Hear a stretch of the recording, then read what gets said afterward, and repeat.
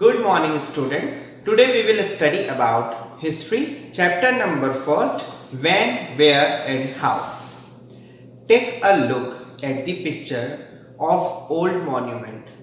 Can you guess who built it? When was it built? Does it tell us about the age which it was built? In what way it is different from the buildings of today? These are a few questions that come in our mind when we see such old monuments and buildings. It is difficult to answer these questions unless you know how the peoples of the past lived, when the beliefs they followed, what activities they performed, and how all these relates to our lives at present.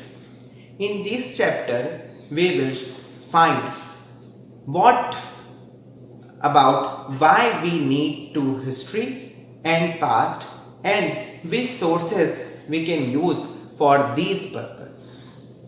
Why we study the past? History is the study of the past events in the order in which those happen. While studying history, we often wonder when it was important to study the past. One obvious reason may be find out how old people lived, what they ate, which games they played, etc. But studying that past is essential for many other reasons also. Our lives at present are based on events that happened long back. The study of the past makes us understand why we live, think and act they were solved today. It is also help us understand and solve many problems we are facing today. Sometimes we study history to understand more about our culture, to know how it has come into existence and to appreciate it. History also helps us to know how the people of our country come together to form a nation. History is a bridge linking our past and our present. History and proto-history and prehistory. Historians have classified the past into history, proto-history and prehistory. History of man started when men learned how to write. They began to keep record of the times. This period is known as history. Proto-history is the time period of which we have written records, but they are few to still cannot be read. The time before men began writing is called prehistory era.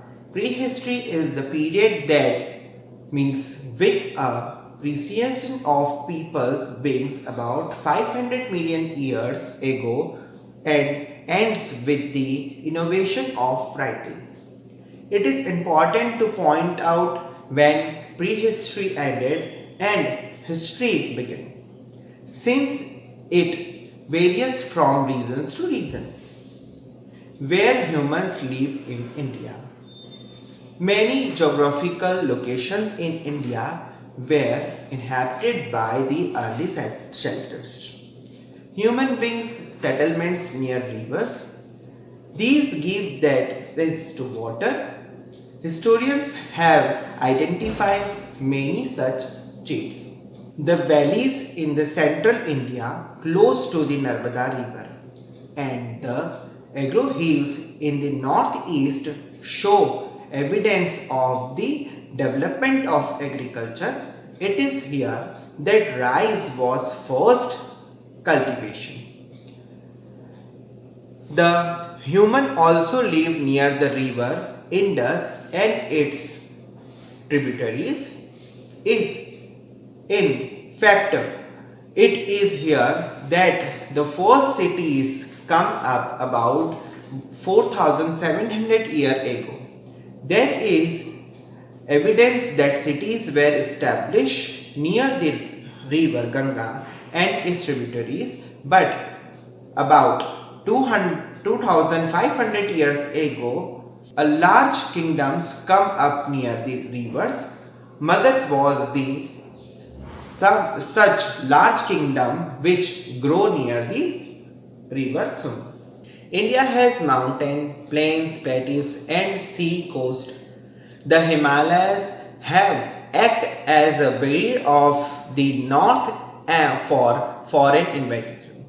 The numerous rivers of India lead to the rise of human settlements around them.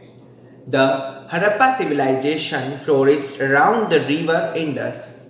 The Indo-Gangetic plains lies between the Indus and the Ganga scene and the rise of many powerful kingdoms and emperors.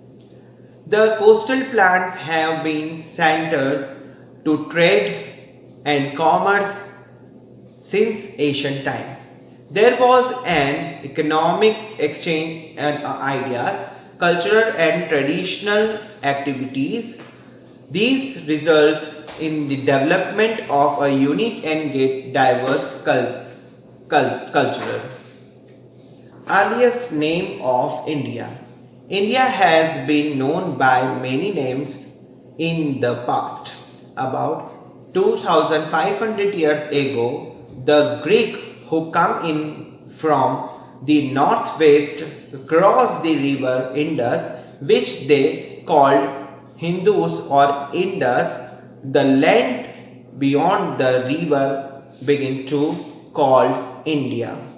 The name Bharata was being used in the Rig Veda. It was named after King Bharat, who was famous ruler.